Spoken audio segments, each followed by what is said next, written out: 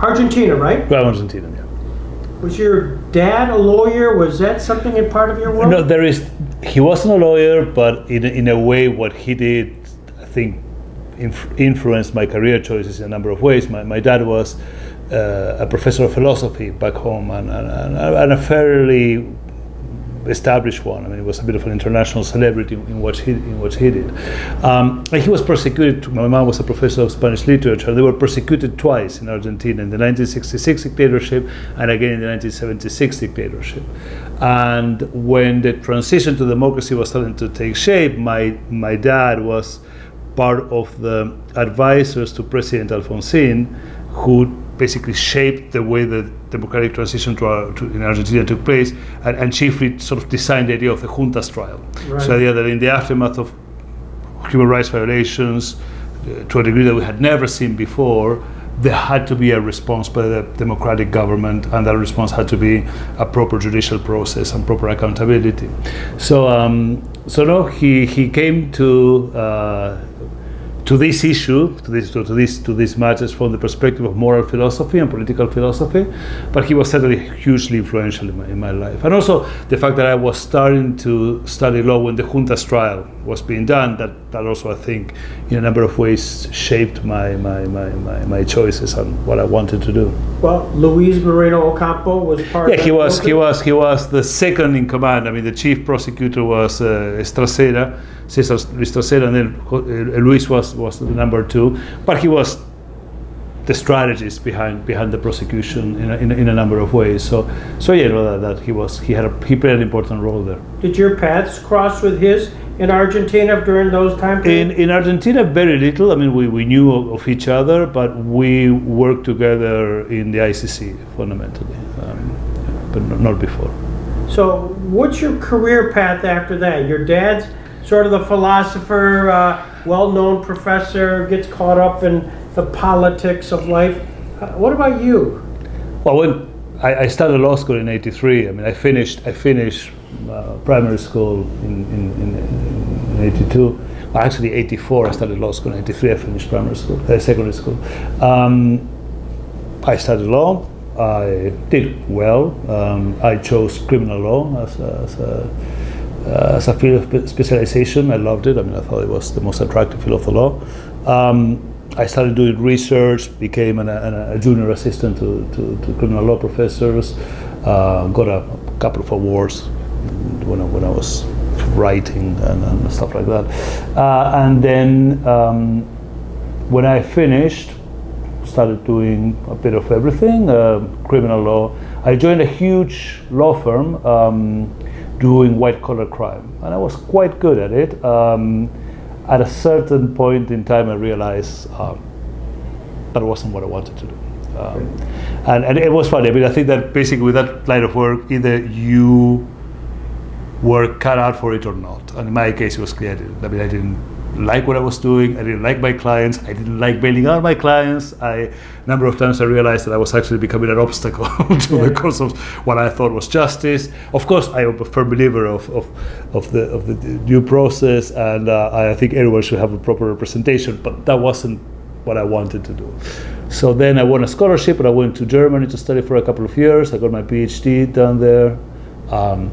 Came back, started doing more government work, human rights. I did a fair bit of human rights work in Central America as well, post-Civil War, El Salvador in particular. And then got into international criminal law issues, some multilateral treaties, cooperation matters, and then the Rome Statute, obviously. So I started becoming involved in the negotiations of the Rome Statute as an expert, seconded from the Ministry of Justice in 1996, and then all the way through the adoption of the Rome Statute. What was going on behind the scenes? We know the Rome Treaty, 1998. That's sort of a date, but before that, there's a lot going on. There's a lot of work before that, right? I mean, Could you educate us? Well, it starts with the interesting thing behind the genesis of the Rome Statute is that it was a typical project that no one ever thinks is going to see the light of day. So no one really took it too seriously, but except a couple of stubborn diplomats that said, well, this is actually something that is worth fighting for. It was a product that had come out of the International Law Commission of the UN, defective in many ways. It was the first draft. And the UN then created an ad hoc committee in 1995, and a number of diplomats, as I said, one of them a countryman and a very good friend of mine, Silvia Fernandez, who then became the president of the ICC years later. They decided to basically try to make something out of that project, and that led to a number of meetings, to the creation of the transformation of the ad hoc committee to the preparatory committee for a future diplomatic commission. And the process gained speed. And at one point, basically to everyone's amazement, we had a number of people rolling up their sleeves and trying to put together a draft that made sense. And there was a very interesting sense of communion between the experts coming from the different delegations. I mean, it really became a very close group that actually was joined by an idea of something that everyone thought, this is something that we need. I mean, we may agree or disagree on, the scope, and we may agree or disagree on the best way to get it to deliver justice, but everyone was in agreement that it was a mechanism that was needed, including, I think, most of the people in the US delegation. Now, of course, then politics get in the way, instructions are given, and things change a bit. But when I look back, I think it was one of those unique episodes where human ingenuity, individual audacity, and sort of brotherhood and communion of values end up making something that everyone thought was a dream to turn it into a reality. And I thought that was what happened. And you were part of that. Yeah, no. I'm one of the drafters of the statute. I started in '96 in the preparatory committees, and I was in all preparatory committees until the last one, and then I was in the full Rome conference. I'm a lawyer, and so you draft, and you got to sit around, and you have a document, and you're wordsmithing. Right. I mean, literally, are you doing it that when you say drafting it? Are you literally going line by line? You are. What happened, especially you have multiple working groups dealing with different parts of the statute. So I was in the one on general principles of criminal law, and on all the part of criminal procedure, and with some input on the part of cooperation as well. So it was a pretty hectic time of my life as well. Basically what you did is you sat down with your colleagues from the other delegations and you say, okay, well, fine, this is the original draft that we had. Now, is this going to work? And there was a discussion, and then basically you would try to put a formula together that you thought would, one, be politically palatable to others, so something everyone could sell back home, but also that made sense. I think that something that we all wanted was something that, in reality, when the court would apply those provisions, it would be able to effectively function. And even when you have to make difficult political compromises and to put things that were red tape and unnecessary complications, you will still try to frame those provisions in such a way that they wouldn't suffocate the court, right? So that's a bit what we did, yeah. And then these working groups sort of came together? Yeah, then there was a committee of the whole that came together, and all the drafts that were being produced and adopted went to a drafting committee that was trying to make, to give the final polish and to make sure there was some sort of uniformity within the totality of the provisions. There was a time constraint that, where there was a drop dead date. Yeah. There was the last push was very, very tense in a number of ways because, it had to be produced at that time, or otherwise you had to adjourn without a product, and then you had to restart the process again or continue the process. But everyone knew the momentum was there, and that was the feeling that we all had was, well, it was then or never. And we put it off, and it was all a lot of last minute, drafting and changing, but at the same time also kind of a lot of, last minute negotiations, and very tense moments as well. I know I talked to Herman, right, who was part of that. Indeed, yeah. Well, Herman and I know each other from those days already. Yeah, 24 hours to go. He wasn't sure. Were you sure that somehow something? I had a lot of faith in Silvia Fernandez, who was our person in the committee of the whole. She was in the chair of the group. And she she's a very determined person. But it was clear that it was by no means a foregone conclusion. I mean, the uncertainty remained until the very end. But you could see that something very special was in the air. You could see it. You could see that states had, the vast majority of states had basically close ranks behind the draft as it had been presented. So it was very difficult to go against that tide.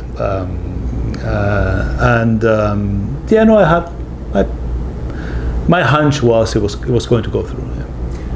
Not everybody joined, and did you get a chance to connect with the U.S. delegation? David Schiffer is often here. No. David is often here. And he was, I think, he'll be quick to say he was in an awful position. Difficult United States position. Yeah, I think in many ways it was an untenable position. I mean, on top of that, no one exactly knew what the U.S. wanted, and states had really bent over backwards to accommodate to the U.S.'s request and the position. Well, this is what we would need to ratify it. At the end of the day, the feeling that one got was nothing was good enough, and when you scratched the surface, it became clear that there was no mandate really to accept anything. I think that probably the U.S. had arrived to Rome with the idea that it wasn't going to be done because it was too much work and it was simply too many gray areas and things and loopholes that had to be filled. I remain best friends with a number of people that were in the U.S. delegation. I think that a number of people in the U.S. delegation wanted a court. They wanted a court that could work, and they were constrained by the politics of the process. Do you think they were surprised when the day was done, the vote was taken? I think so. Yeah. That it actually went through? Yeah. No. I think they were not prepared for what happened. That was the feeling that I got, at least at the time. And I guess perhaps evidence of that is President Clinton actually signed on as last day. Yeah. Now it was symbolic. Yeah. Interesting. So here you are 20 years later, and you're now a product of that. Well, I was before that. I mean, it was the day the Rome Statute was adopted. I got a phone call from the Office of the Prosecutor of the Yugoslav Tribunals saying, "We're hiring you." And I said, "Well, that's very interesting." So I said, "Go back to Buenos Aires after your 5 weeks in Rome, pack your things, and come to The Hague."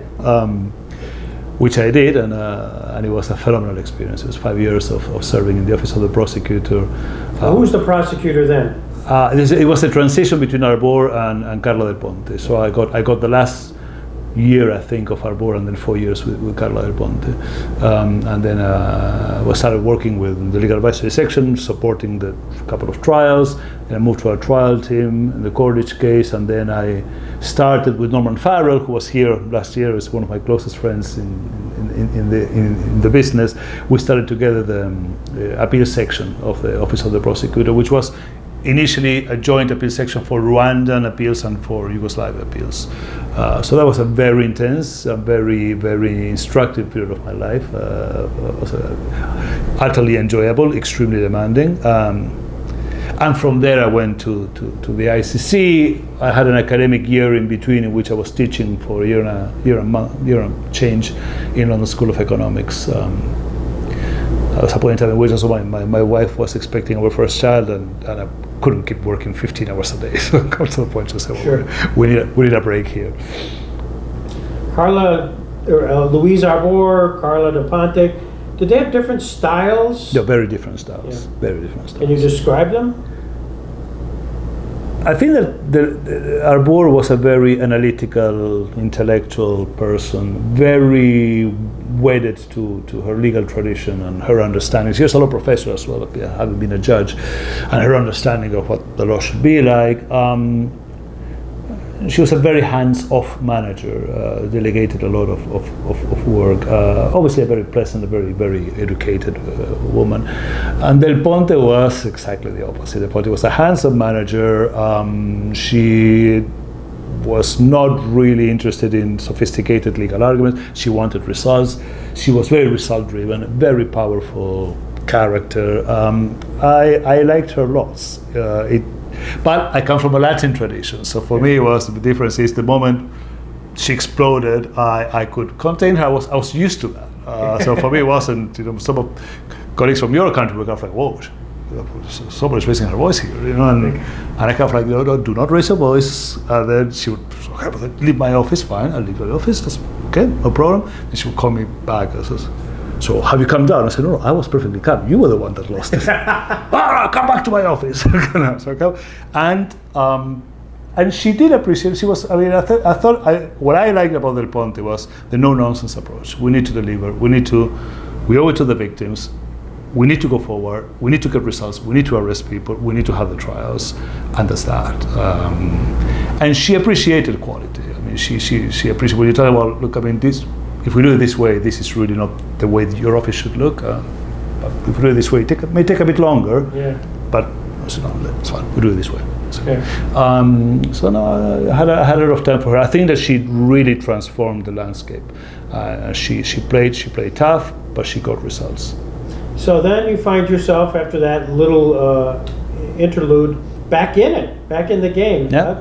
How did you convince your wife that was a good move? Well, my wife she's a very prestigious human rights lawyer. So I didn't have to convince her. I mean, she understood. She understood, and she had been actually. I'm sure I've said this earlier. Perhaps she was legal counsel for Human Rights Watch throughout the entire process of negotiation of the Rome Statute. So she had already been involved in the process herself. So she knew of the importance of international justice. And actually, before joining Human Rights Watch, she was doing human rights cases in Guatemala, and she was the one that brought the Plan de Sanchez case and other cases before the Inter-American Court of Human Rights. So she had a lot of experience in international justice issues, so she knew the importance of being there. So I still had to convince her to go back to The Hague, which was, I mean, she's Scottish and she loved living in London, so it was always a bit of a, we had to talk it through what it meant to go back to The Hague, which obviously compared to London is a small village, right, in a number of ways, but it also has its advantages.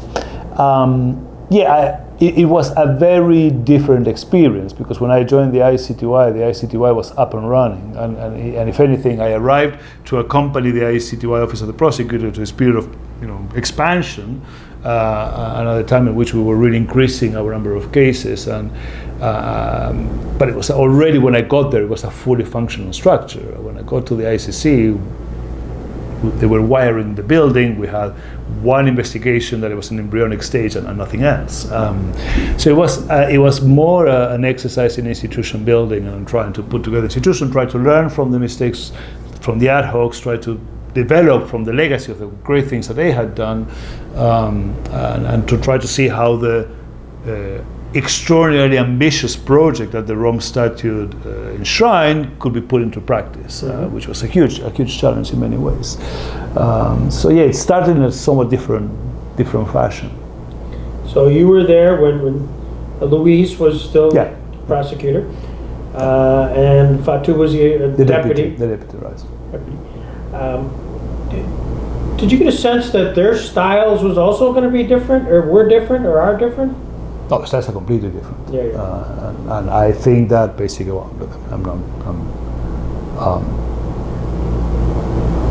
I won't say much other than the fact that Moreno Campo was a controversial figure, and I think that much is clear. I mean, I'm not saying anything that is not known.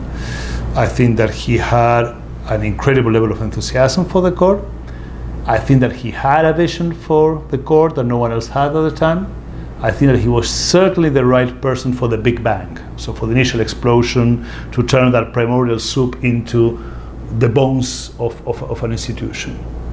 When it came to doing the fine masonry, when it came to the painting, that's where he started failing, I think.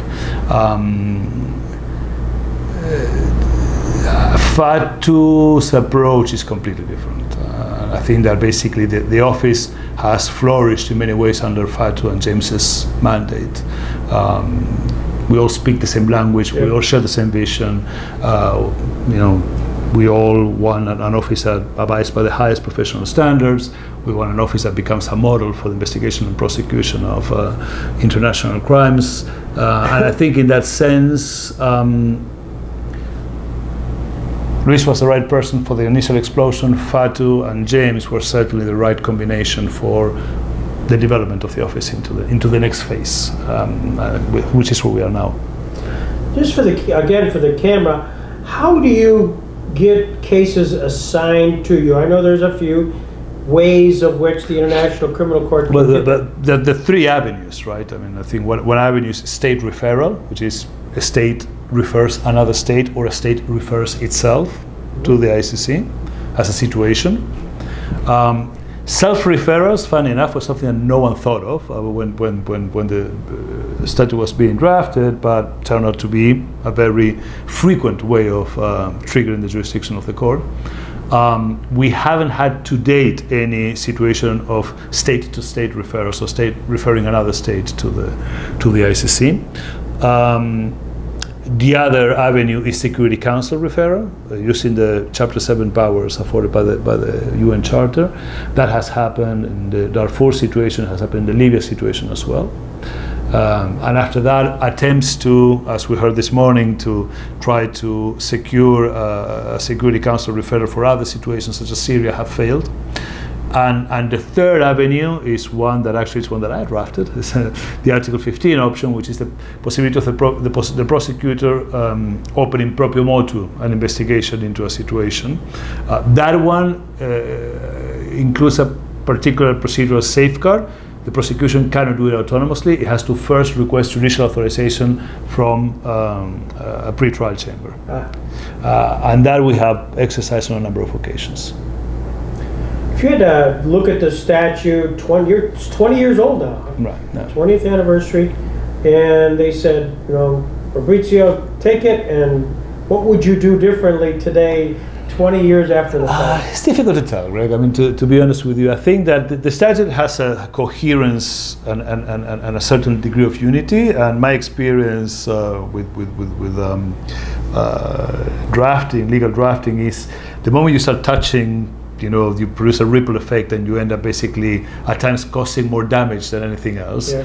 There are certain things that could have been done differently. We could have had a less convoluted procedure for some things. Maybe we could have changed some particular technical provisions in relation to appeals. Well, there is one provision of appeals against interlocutory decisions that requires leave of the same chamber that enter the decision that you want to challenge. That has never worked quite well. But other than that, I don't think that there is anything in the statute that you could say is effectively impairing our ability to deliver justice today. Problems are different problems, more structural problems, lack of resources, different approaches by the judges at times to the same provisions or the same mechanisms, the need to create a more consolidated and clearer culture of, this is the practice that we follow in this court, so more predictability in the proceedings, more cooperation. But other than that, I am yet to find something in the statute that I can say this is a fundamental problem. Not surprisingly so, perhaps, but no. 5 years from now, where would you like to be? It's very difficult to tell. I mean, I am where I always wanted to be, I think. When I look back and I say, well, it's been an amazing journey, from a domestic criminal law lawyer to this. And it's difficult to think of a better place, and it's difficult to think of a better job. It's an incredibly fascinating, challenging, stimulating, at times incredibly frustrating job. But once you start doing this, if you take it seriously, if you really believe in the mission, it becomes addictive. It's very difficult to think of yourself doing anything else, at least for the time being. Yeah. At some point I may run out of juice, but for the time being I can still do this. Well, that's fantastic. Now this is your second year here, right? Were you here last year? I was here last year, yeah. What's your sense of the law dialogues? Its sort of direction, its reason for being? I think it's. I mean, I was pleasantly surprised last year, and I was blown away a few times this year. I think that this session is particularly successful. there is something which is in a way is a sad development, but it's also a reality, which is that this prosecutors-centered format made a lot of sense 12 years ago, when you still had the ad hoc tribunals in full flight, and you had the ICC emerging, and you had the Special Court for Sierra Leone. Now what you have is basically tribunals that are either have shut down or shutting down residual mechanisms that are doing the last bits and pieces of work. So it's a transition. It's a transition. It is a transition to a different model. Now we don't know what that new system of international criminal justice is going to be. The drafters of the Rome Statute thought we're entering an era where there will be no more ad hoc tribunals, and the international community will use the International Criminal Court and national systems. And that's the model of international criminal justice envisioned by the statute. Distribution of work, primary duty with states. If states fail, court takes over. And yet we still see today the creation of other mechanisms like the IIIM, politics getting in the way of a fully effective use of the ICC at times, national mechanisms not working, but in areas where the ICC can't operate as a backup, so no real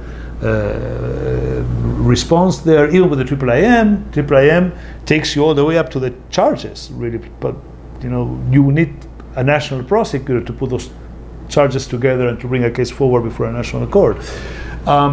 So we don't know what area we're entering. We know that there is going to be a coexistence probably between national systems, some mechanisms, residual mechanisms, and the ICC, and how that is going to work out, well, remains to be seen.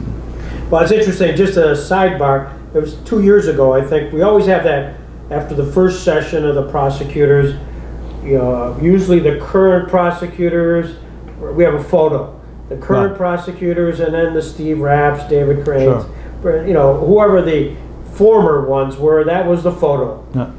And I think it was 2 years ago, everybody laughed that next year there'll only be Fatou sitting as the current. Everybody behind, else will be standing around him, which is kind of what you're saying. Yeah, well, I think so. But again, that was in a way perhaps what states had in mind. I mean, at one point, the ICC also gains traction as a project when the ad hoc tribunals are born, because the idea is to say, well, no, there is a demand and a necessity for international accountability mechanisms, but we don't think that this model of ad hoc tribunals mushrooming on the basis of what the Security Council considers to be worthy of creation of an ad hoc tribunal is a suitable model. We think that we should have actually a permanent structure. So at the end of the day, the architecture behind the Rome Statute is one prosecutor internationally, and there are a number of national prosecutors doing the work.